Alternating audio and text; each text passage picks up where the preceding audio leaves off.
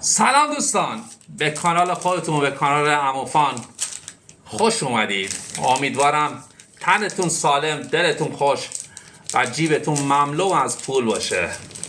امروز اومدیم 3 تا از کارت های چمس از شرکت بسیار عالی کیمدی واسهتون باز کنیم، ببینیم کدوم یکی از بازیکن های حال حاضر دنیا داخل این کارت ها هستش. پک اول رو باز کنیم ببینیم کی هستش.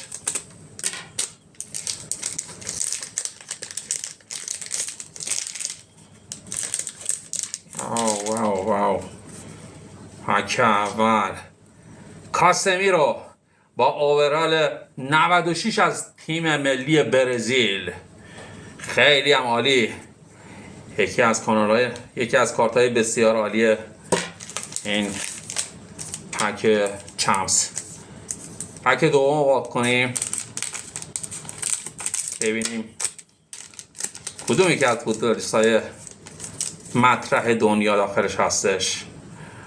کارت دوم والکات انگلیسی با اوورال 87.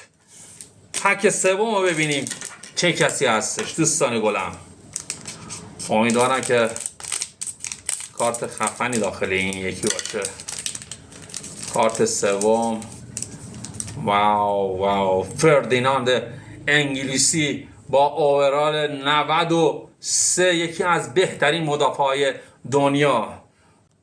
خب دوستان گلم، امروز 3 تا کارت داشتیم، 2 تا ادوانس و یه دونه کوپا آمریکا که خیلی خوشحالمون کرد.